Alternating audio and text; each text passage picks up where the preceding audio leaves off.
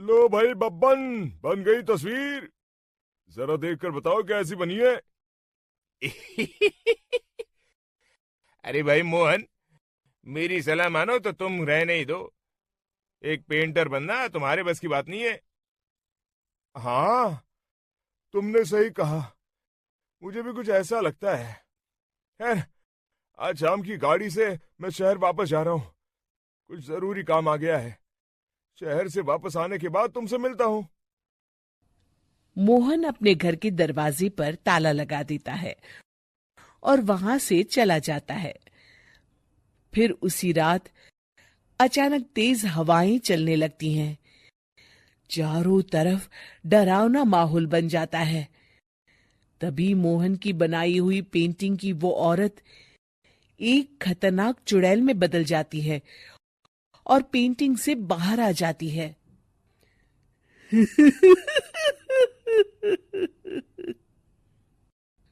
चुड़ैल घर के बाहर चली जाती है।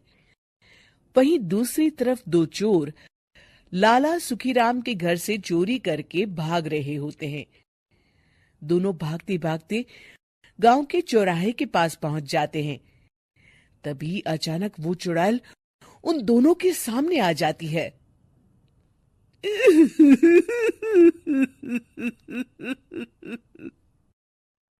अरे मर गया रे। ये चुड़ैल कहाँ से आ गई? अरे मैंने तो तुझसे पहले ही कहा था कि आज अमावस्या की रात है। आज हमें चोरी नहीं करनी चाहिए। हाँ भाई बिल्ला, तुमने बिल्कुल सही कहा। जरा इसके दांत तो देखो, कितने बड़े हैं। चुड़ैल उन दोनों की तरफ बढ़ती है।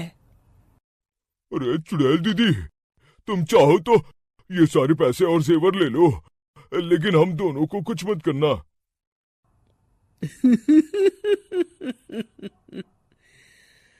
पैसे और जेवर के लालच में तुम इंसान बिकते हो, हम चुड़ैल नहीं। तभी चुड़ैल उन दोनों चोरों को पुतले बना देती है।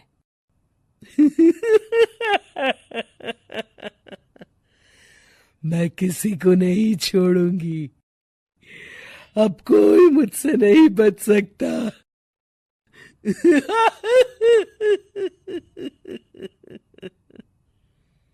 चुड़ैल अपने अगले शिकार की खोज में वहां से चली जाती है। गांव की दूसरी ओर जाने पर चुड़ैल को हरिया, बिरजू और बब्बन दिखाई देते हैं। आज संडे है। आज कपिल शर्मा शो देखने का दिन है। जोर से बोलो। आज संडे है। मैंने नहीं सुना। आज संडे है। आज कपिल शर्मा देखने का दिन है। हाँ, ये हुई ना बात। अरे ये कपिल शर्मा कौन है जो ये लोग उसे देखने के लिए इतने उतावले हुए जा रहे हैं? खैर, मुझे क्या, मैं अभी इन दोनों को मजा चखाती हूँ। चुड़ैल तेजी से उड़कर उन तीनों के सामने आकर खड़ी हो जाती है।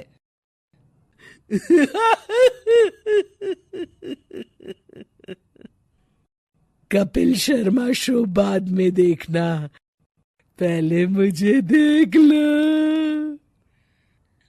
बब्बन चुड़ैल को देखते ही पहचान जाता है। अरे ये तो तस्वीर वाली औरत के जैसी दिख रही है। मुझे अभी नहीं मरना है। अरे भागो रे। तीनों वहां से भाग खड़े होते हैं। बब्बन तो किसी तरह अपनी जान बचाकर वहां से भाग जाता है, लेकिन हरिया और बिरजू को चुड़ैल पकड़ लेती है और उन्हें पुतला बना देती है। फिर चुड़ैल बब्बन को पकड़ने के लिए उसका पीछा करती है, लेकिन बब्बन उसे कहीं नहीं दिखाई देता। अरे वो मोटा तो बड़ा तेज भागता है, शायद उस तरफ गया होगा। बब्बन एक दीवार के पीछे छुपकर बैठ जाता है और चुड़ैल उसके सामने से आगे निकल जाती है। बाल बाल बच गया। अगली सुबह बब्बन सभी गांव वालों को सारी बात बता देता है। फिर उस चुड़ैल के डर से रोज शाम होते ही पूरे गांव में सन्नाटा छा जाता था और कोई भी अपने घर के बाहर नहीं निकलता था। अरे ये क्या हो गया, इतनी देर से घूम रही हूं, अभी तक एक भी आदमी नहीं मिला। अरे कहां मर गए सबके सब। चुड़ैल वहां से चली जाती है। इस तरह कुछ दिन बीत जाते हैं। फिर एक दिन मोहन गांव वापस आता है। बब्बन उसे बताता है कि उसकी बनाई तस्वीर से एक चुड़ैल बाहर आ गई है। मोहन समझ जाता है कि ये कोई आम कागज नहीं है। वो जो भी उस कागज पर बनाएगा वो असलियत का रूप ले लेगा। अरे मोहन भाई, अब तुम क्या करने वाले हो? मेरे पास एक बहुत बढ़िया तरकीब है। मैं इस कागज पर उस चुड़ैल की एक ऐसी तस्वीर बनाऊंगा जिसमें वो तपती धूप के नीचे खड़ी दिखाई देगी, और फिर जैसे ही सवेरा होगा वो चुड़ैल इस कागज से निकलकर बाहर चली जाएगी और सूरज की तेज धूप में जलकर राख हो जाएगी।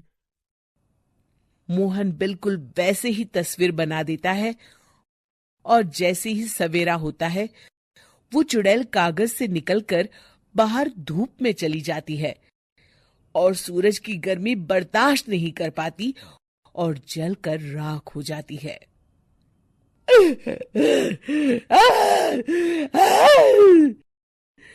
ये मुझे क्या हो रहा है?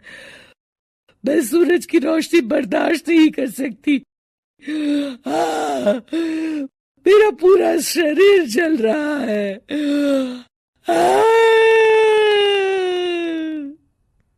और इस तरह चुड़ैल के जलते ही पुतले बने सभी लोग पहले की तरह इंसान बन जाते हैं।